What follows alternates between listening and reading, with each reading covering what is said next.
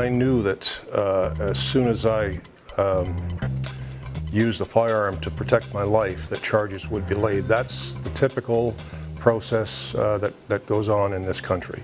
The Crown seemed to have an agenda to make an example of me that would put the fear into every firearms owner in Canada that you are not allowed to defend your life. Ian Thompson spoke to him last week on the program. He is a man who has been punished just through having to go through the process of defending himself.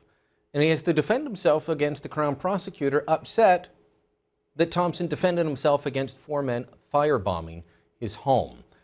We are at a state in Canada where they don't want you using firearms for anything, ever. And that's the push. And as we look at what's happening in the United States, that's where they're headed.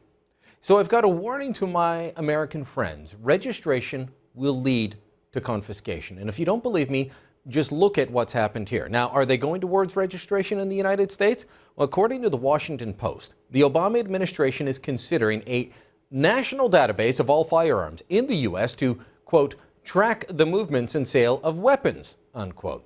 And if such a database comes to fruition, it will lead to confiscation.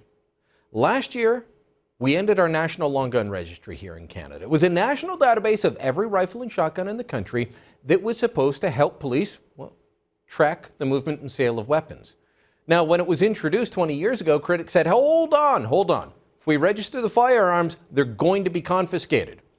And that criticism was just dismissed. It was ridiculed. Yet that's what was happening right up until the long gun registry was dismantled. As recently as last winter, law-abiding gun owners who had complied with the registry were having their rifles confiscated.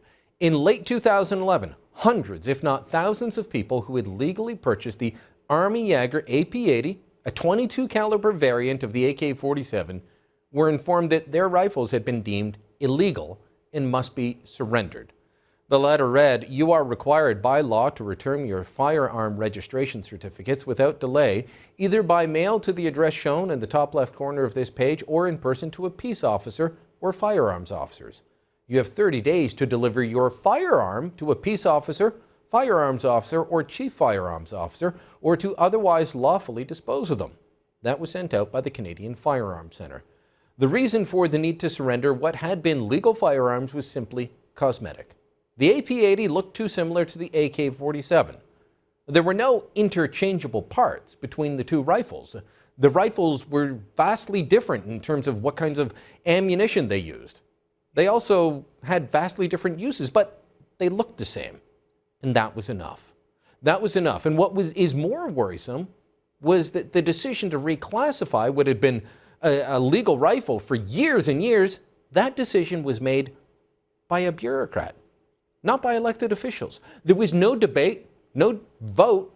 It was just a bureaucratic decision. Somebody that felt the AP-80, legally owned for decades, was now too dangerous to be privately owned by law-abiding Canadians. Now, of course, confiscation of firearms could just be the start of it all. Confiscations of homes and cars could also head down to the United States. Former Marine Joshua Boston recently wrote a scathing response to California Senator Dianne Feinstein's gun control proposal, saying that he would not register his guns. Here's part of that letter. He said, "I am the man who fought for my country. I am the man who learned.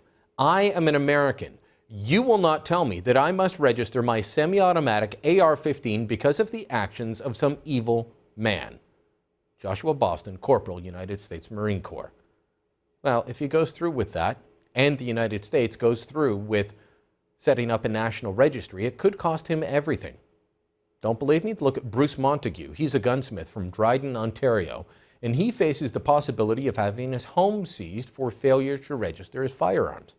Montague made a decision, a purely political decision, not to register or to let his registries lapse. He wanted to challenge the constitutionality of Canada's National Gun Registry. When his constitutional challenge failed and Montague was convicted, the government of Ontario moved to seize his home under their proceeds of crime legislation. They were treating what was essentially a paperwork criminal as if it were a drug lord. That's the kind of person the proceeds of crime law is intended to prosecute. And if the United States follows Canada's lead in registering all guns, putting them into a national database, then confiscation of rifles and shotguns won't be far behind.